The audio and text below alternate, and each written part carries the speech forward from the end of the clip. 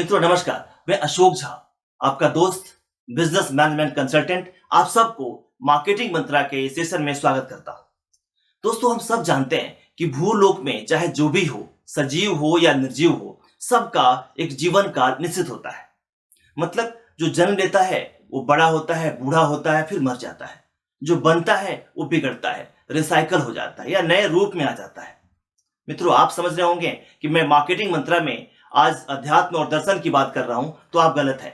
Actual में मैं बताना चाहता हूं कि जैसे हमारे जिंदगी के अलग अलग स्टेजेस हैं, हम चाइल्डहुड में होते हैं, फिर हम यंग एज में जाते हैं, एडल्ट होते हैं और ओल्ड एज में जाते हैं। ठीक उसी प्रकार एक प्रोडक्ट भी अपने पूरे लाइफ में अलग अलग स्टेजेस से गुजरता है। हम अगर बिजनेसमैन हैं तो हम चाहते हैं कि प्रोडक्ट का जो लाइफ है वो लंबा होवे, ताकि हम अधिक से अधिक रेवेन्यू कमा सकें। लेकिन कई बार ऐसा नहीं होता है, ज्यादातर नहीं होता है। तो उस कंडीशन में ये जरूरी होता है एक बिजनेसमैन को, एक एंटरप्रेन्योर को, कि वो समझे कि प्रोडक्ट का लाइफ साइकिल क्या है और इसमें क्या क्या उसकी अपॉर्चुनिटी आती है, क्या क्या चैलेंजेस आते हैं, उसके हिसाब से अपनी मार्केटिंग स्ट्रेटजी को बना सके। मित्रों, इसका कॉन्सेप्ट सबसे पहले थियोडोर लेविट नामक एक इकोनॉमिस्ट थे, जो जर्मन के थे और यूनाइटेड स्टेट्स में रहते थे, जो हार्वर्ड बिजनेस स्कूल में काम किया करते थे, उन्होंने दिया था। उन्होंने कहा था कि प्रोडक्ट के 5 स्टेजेस होते हैं। हालांकि हम लोग अपने बुक्स में 4 की बात करते हैं, क्योंकि जो पहला स्टेज था वो स्टेज है जब तक प्रोडक्ट लॉन्च नहीं हुआ होता है। एक्चुअल में उन्होंने बताया था कि एक डेवलपमेंट स्टेज जो है वो है, और दूसरा है इंट्रोडक्टरी स्टेज, तीसरा है उसका ग्रोथ स्टेज, चौथा है मैच्योरिटी स्टेज और 5वां है डिक्लाइन स्टेज। दोस्तों, जैसा हम एग्जाम्पल के तौर पे अगर देखें तो हमारे सामने कई सारे एग्जाम्पल्स आएंगे। जैसे मान लीजिए टाइपराइटर को देखिए। एक जमाना था कि टाइपराइटर किसी भी क्लर्कियल जॉब में जाने के लिए एक मैंडेटरी था कि कितना उसका स्पीड है। हम सब टाइपराइटर पर अपने स्पीड बढ़ाने में लगे होते थे। बाद में क्या हुआ, इसका जगह कंप्यूटर ने ले लिया और टाइपराइटर खत्म हो गया। आप फैक्स की बात कर लीजिए, पेजर की बात कर लीजिए, आप मारुति 800 की बात कर लीजिए। जब मारुति 800 1983 में आया था, कितना शोर था, लंबी बुकिंग थी उसकी, क्योंकि उस समय मारुति ऑटोमोबाइल के लिए एक क्रांतिकारी कदम था। मारुति सुजुकी ने अपनी 800 कार लॉन्च किया था। धीरे धीरे स्टेज बढ़ता गया। मारुति पहले नॉन एसी में थी, फिर कंज्यूमर के डिमांड के हिसाब से, उनके नीड्स के हिसाब से एसी आया, म्यूजिक सिस्टम आया, फिर उन्होंने कई सारी चीजों को किया। सर्विस में अपनी भागीदारी बढ़ाई, हर 50 किलोमीटर पर उनके सर्विस सेंटर थे। लेकिन बाद में क्या हुआ, ऑटोमोबाइल इंडस्ट्री में इतने सारे कंपटीटर्स आ गए कि आहिस्ते आहिस्ते आहिस्ते आहिस्ते ये 800 जो 2000 के बाद डिक्लाइन स्टेज में आ गया और 2014 में इसको क्लोज कर दिया कंपनी ने। तो हम आज जो बात करेंगे वो वही बात करेंगे कि डिफरेंट जो स्टेजेस है प्रोडक्ट के, उसमें एक मार्केटियर को, एक कंपनी को क्या क्या करना चाहिए, क्योंकि उसको क्या उसमें अपॉर्चुनिटी दिखाई पड़ती है और क्या उसके चैलेंजेस हैं, उसके हिसाब से वो किस तरह का स्ट्रेटजी अपनाए ताकि लंबे समय तक या अधिक से अधिक अपने रेवेन्यू को बढ़ा सके। तो मित्रों, बात करते हैं आज इन 5वें स्टेजेस की और जानने की कोशिश करते हैं कि क्या अपॉर्चुनिटी है एक कंपनी के लिए, क्या चैलेंजेस है कंपनी के लिए, उन्हें इस तरह की स्ट्रेटजी क्या अपनानी चाहिए ताकि इससे वो निजात पा सके, अपने प्रोडक्ट को आगे बढ़ा सके और लंबे समय तक प्रॉफिट कमा सके। दोस्तों, मैं चाहूंगा आप इसे अंत तक देखिएगा। अच्छा लगता है तो आप इसको फॉरवर्ड भी करिए, शेयर भी करिए, ताकि लोगों तक ही पहुंचे और उन्हें भी इसका फायदा हो सके। मित्रों, मैं बात करता हूं सबसे पहले स्टेज की। यह है डेवलपमेंट या प्रोडक्शन स्टेज। ये वो स्टेज होता है जिसमें प्रोमोटर्स कंज्यूमर्स के नीड्स के हिसाब से, उनकी आवश्यकता के हिसाब से एक इनोवेटिव आइडिया को कंसीव करता है और उसके बाद उसके डेवलपमेंट में लगता है, उसके लिए रिसर्च करता है, रिसर्च एंड डेवलपमेंट काम करता है वहां पे। और अलग अलग तरह से, कई बार तो कुछ प्रोडक्ट में जल्दी हो जाता है और कुछ प्रोडक्ट में रिसर्च एंड डेवलपमेंट लंबे समय तक चलता है। उसके बाद वो प्रोडक्ट को लेकर के मार्केट में आता है। तो इस समय, चूंकि इस स्टेज में वो एक कंसीव किया होता है आइडिया को, जिसपे बहुत सारे लोगों का अभी ट्रस्ट नहीं होता है, तो इस कारण उसे लेंडर या इन्वेस्टर्स नहीं मिल पाते हैं। इस कंडीशन में एक प्रोमोटर्स अपने पैसे को, अपने सेविंग्स को या अपने दूसरे प्रोडक्ट की कमाई हुई रेवेन्यू को इसमें लगाता है।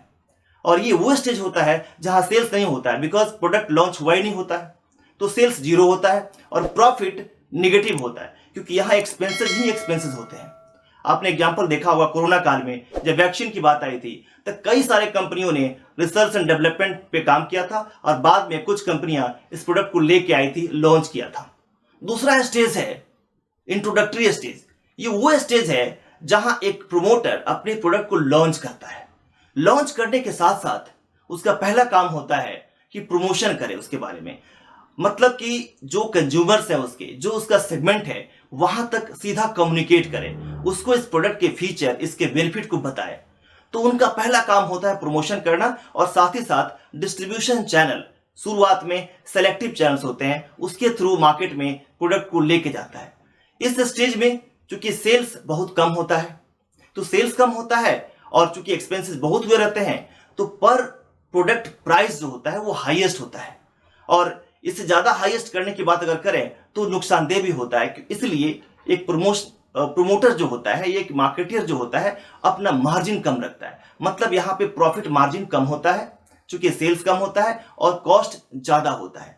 तो इस कंडीशन में सबसे पहला काम होता है कि अवेयरनेस फैलाया जाए और साथ साथ कुछ इंट्रोडक्टरी स्कीम लाई जाए ताकि प्रोडक्ट को लोग ले सकें, समझ सकें। क्योंकि इस स्टेज में जो प्रोडक्ट को पहले लेता है उस तरह कस्टमर को हम लोग इनोवेटर कहते हैं और इनोवेटर बड़े कम होते हैं। तो अगर हमने कोई स्कीम, प्रमोशन स्कीम दी, यहाँ पे प्रमोशन नहीं बोले, इंट्रोडक्टरी स्कीम दी, तो उसको लेकर के कंज्यूमर आगे आ जाता है। जैसे अभी मैंने देखा, एक छोटी सी एग्जांपल दूं आपको, ग्रोफर पहले था और हो गया ब्लिंकिट। ब्लिंकिट आते ही उसने एक इंट्रोडक्टरी स्कीम निकाली कि जो इतने एक खास अमाउंट तक परचेज करेगा, वहां से बुक करेगा, उसको अलग से सरप्राइज गिफ्ट दिया जाएगा। दोस्तों अगला स्टेज है ग्रोथ स्टेज। जैसा कि नाम से ही साफ है, ग्रोथ स्टेज मतलब आपका ग्राफ ऊपर तरफ जा रहा होता है, आपका सेल्स बढ़ रहा होता है, आपका प्रॉफिट बढ़ रहा होता है। ये अलग बात है कि अभी भी कॉस्ट ज्यादा होने के कारण प्राइस हाई होता है। हाँ, ये है कि कंपटीशन भी धीरे धीरे शुरू हो चुका होता है। कुछ और भी मैन्युफैक्चरर्स इस सेगमेंट में आने की कोशिश कर रहे होते हैं। तो यहां सबसे आवश्यक है आपके लिए कि आप अपने प्रमोशन को इस लेवल तक ले जाएं, अपने ब्रांड इमेज को इस तरह से बढ़ाएं कि लोगों तक पहुंचे और आपका कस्टमर जो अर्ली इनोवेटर्स है वो आप तक पहुंच सके।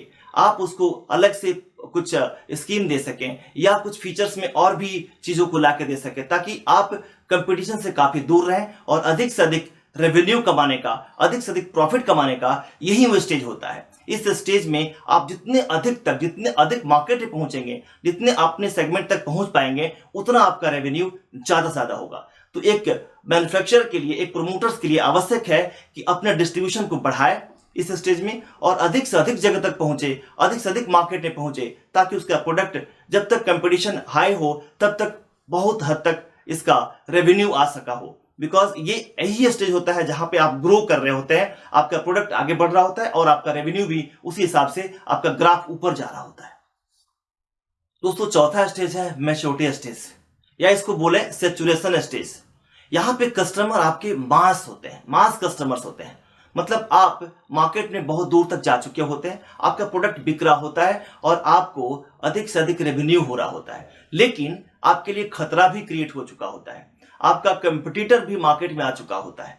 तो आपको इसमें सबसे अच्छी स्ट्रेटजी जो अपनानी चाहिए वो दो तरह की होनी चाहिए। एक, प्रोडक्ट में आप डिफरेंशिएट करें, जो मार्केट में प्रोडक्ट आपने दिया था उसमें कुछ और फीचर्स लेके आए ताकि अलग से दिखे वो प्रोडक्ट, अलग बात कुछ और करके लाएं। साथ ही साथ डिस्काउंट या अलग अलग स्कीम को लेकर के आए और अपने डिस्ट्रीब्यूशन नेटवर्क को स्ट्रॉन्ग करें, डिस्ट्रीब्यूशन नेटवर्क को भी मोटिवेट करें ताकि वो अधिक से अधिक आपको माल को बेच सके, दूसरे कंपटीशन के बनिस्पत आपके माल को आगे बढ़ा सके।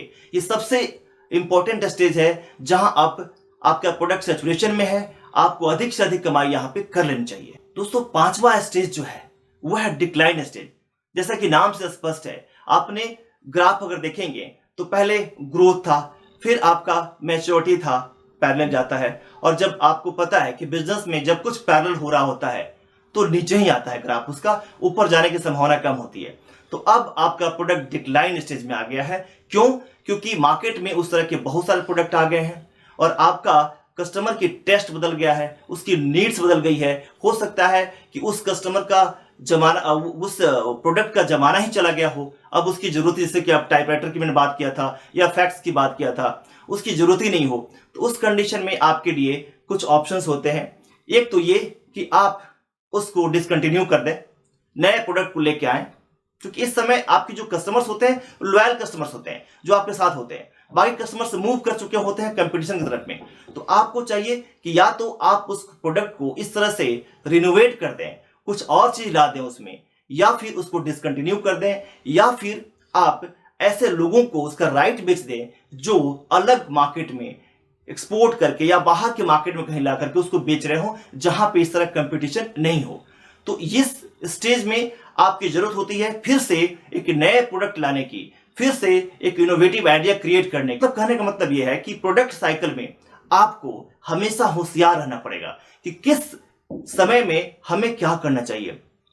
अगर आप ऐसा नहीं करते हैं तो पता लगेगा कि आपका प्रोडक्ट खत्म हो जाएगा और साथ ही साथ आपकी कंपनी भी डिक्लाइन हो जाएगी, उसकी ग्रोथ। उस कंडीशन में आपको हमेशा जगह रहना पड़ेगा कि आप किस स्टेज में कौन से स्ट्रेटजी लेके आए, ताकि आप हमेशा आप कंटिन्यूअसली एक रेवेन्यू को क्रिएट करते रहें, मार्केट में खड़े रहें और इकोनॉमी में आपका कंट्रीब्यूशन होता रहे।